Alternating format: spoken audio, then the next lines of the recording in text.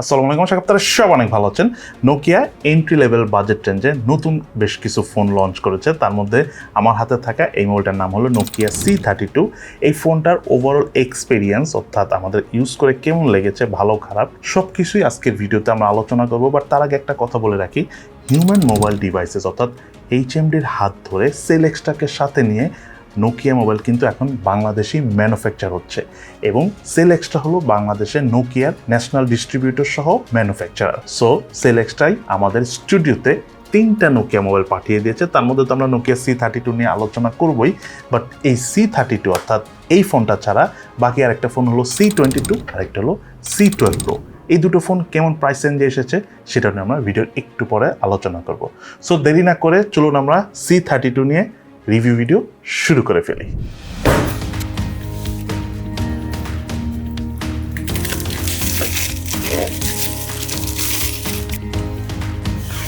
মোবাইলটির box কন্টেন্টে রয়েছিল user manuals, SIM tray ejector, extra একটি স্ক্রিন প্রোটেক্টর, এক্সট্রা একটি back case, type C USB charging cable এবং 10 ওয়াটের চার্জার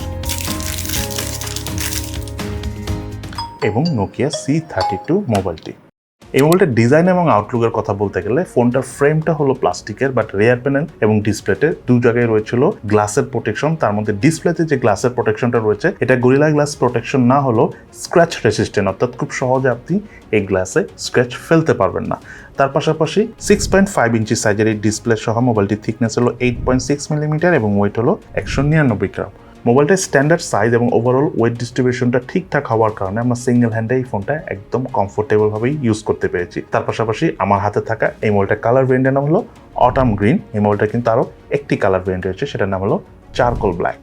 বাটন এবং পোর্টসের কথা বলতে গেলে মোবাইলটা রাইট সাইডে রয়েছিল ভলিউম রকার এবং পাওয়ার বাটন, এবং এই পাওয়ার বাটনটি সাইড মাউন্টেড ফিঙ্গারপ্রিন্ট স্ক্যানার হিসেবে কাজ করে। স্ক্যানারটি টাচ করার সাথে সাথে আনলক করছিল, তবে কিছুটা অ্যানিমেশন ডিলে রয়েছে। তার পাশাপাশি মোবাইলটার লেফট সাইডে রয়েছিল সিম কার্ড ট্রে, যাতে দুটো সিম কার্ড ইউজ করার পাশাপাশি রয়েছে এক্সটার্নাল মেমোরি কার্ড ইউজ করার সুবিধা। মোবাইলটার উপর অংশে রয়েছিল হেডফোন জ্যাকের পোর্ট, মোবাইলটার নিচের অংশে রয়েছিল মেইন স্পিকার, প্রাইমারি মাইক এবং USB type C charging port. সেই সাথে এই মোবাইলটিতে ইম্পর্টেন্ট 45টি সেন্সরসও রয়েছে। এই মোবাইলটা হলো 4G supported, Bluetooth version 5.2 support করে। তার পাশাপাশি Android 13 অপারেটিং সিস্টেম থাকা এই মোবাইলটিতে ভার্চুয়াল র্যাম হিসাবে 3GB এক্সট্রা র্যাম রয়েছে। যাই হোক, এই ফোনটা যদি আমি UI পারফরমেন্সের কথা বলতে যাই, মোবাইলটাতে আমরা আননেসেসারি খুব বেশি একটা অ্যাপস দেখিনি, কিছু অ্যাপস দেখেছি, বাট সেগুলো চাইলে আপনারা ধরে ধরে ডিলিট করে দিতে পারবেন, ওটা কোনো মেজর ইস্যুস না।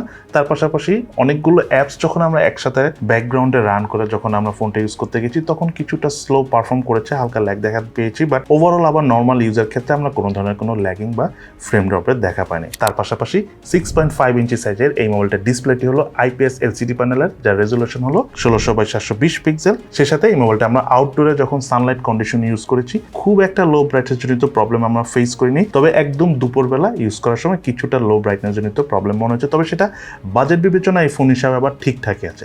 ডিসপ্লে চিন এবং ভেজেল এরিয়ার কথা বলতে গেলে চিনটা মোটা লেগেছে আমার কাছে, বাট ভেজেলগুলো ঠিকঠাক আছে। সেই সাথে ডিসপ্লে ঠিক উপরে রয়েছিল ওয়াটার ড্রপ সেলফি ক্যামেরা, এটা যদি 5 সেলফি ক্যামেরা হতো তাহলে বেশি ভালো হতো। যাই হোক, এই ফোনটাতে রয়েছিল ওয়াইড ফাইন L3 এর সাপোর্ট। এই মোবাইলটা রিয়ার প্যানেলে রয়েছিল ডুয়েল ক্যামেরা সেটআপ, যার একটা ক্যামেরা হলো 50 মেগাপিক্সেলের মেইন ক্যামেরা, একটা হলো 2 মেগাপিক্সেলের ম্যাক্রো সেন্সর ক্যামেরা। দেন এই ফোনটার ক্যামেরা দিয়ে তোলা ছবি পারফরমেন্সের কথা বলতে গেলে প্রপার লাইট কন্ডিশনে আমরা বেশ অনেক ছবি তুলেছি। ওভারঅল কালার ডিটেলস বেশ ভালোভাবে ধরে রাখতে পারছিল, তবে কালার স্যাচুরেশনের একটু ঘাটতি পেয়েছি, অর্থাৎ কালার ডিটেলস মাঝে মাঝে একটু কম পাচ্ছিল।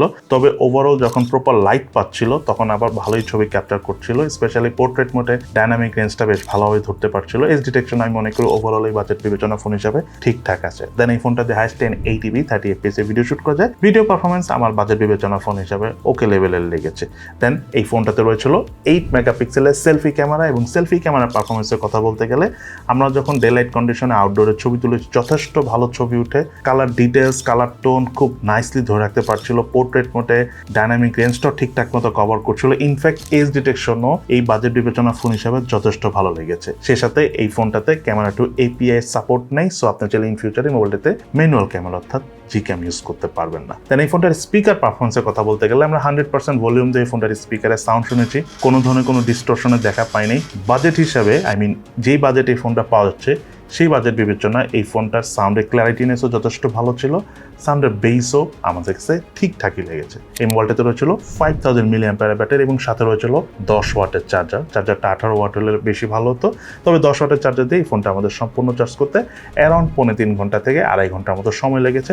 তবে একবার চার্জ করার পর এই ফোনটার আমরা চার্জ ব্যাকআপ পেয়েছি প্রায় 1.5 দিনের কাছাকাছি, হালকা পাতলা বেসিক ইউজ করে। আবার যখন আমরা এই ফোনটা অনেক এক্সট্রিম ইউজ করেছি, স্পেশালি মোবাইল ডাটা দিয়ে যখন আমরা লং টাইম এই ফোনটাতে ভিডিও প্লে করেছি বা গেম খেলেছি, তখন আমরা এই ফোনটার স্ক্রিন অন টাইম অর্থাৎ চার্জ ব্যাকআপ পেয়েছি 6 ঘন্টার মতো। এই মোবাইলটাতে প্রসেসর হিসেবে রয়েছিল ইউনিসকের 9863A1 প্রসেসর। এটি একটি অক্টাকোর প্রসেসর যার ট্রানজিস্টর সাইজ হলো 22 ন্যানোমিটার এবং এই মোবাইলটার জিপিইউ হলো IMG 8322। মোবাইলটার আন্তর্জাতিক স্কোর পেয়েছি আমরা 1,42,817। সেই সাথে মোবাইলটার বেঞ্চমার্ক স্কোরের রেজাল্ট আমরা স্ক্রিনে শেয়ার করে দিয়েছি।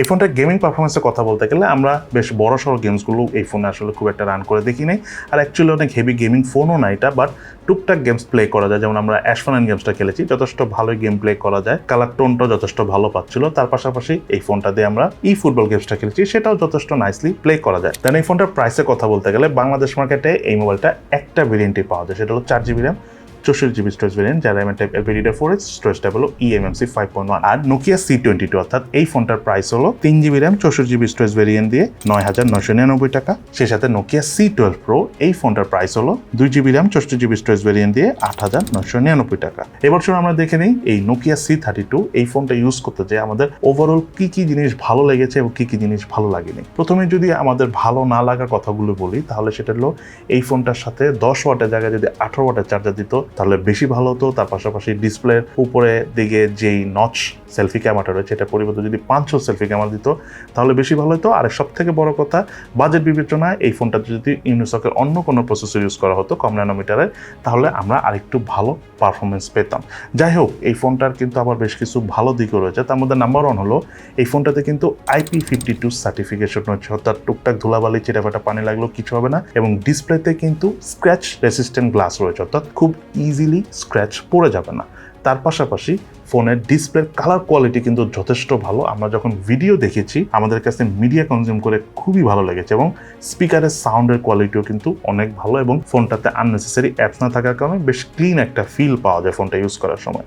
তার পাশাপাশি ফোনের ক্যামেরা পারফরমেন্সের কথা বলতে গেলে প্রপার লাইট কন্ডিশনে মেইন ক্যামেরা বা সেলফি ক্যামেরা দুটো ক্যামেরা পারফরমেন্সই আমাদের কাছে ভালোই লেগেছে।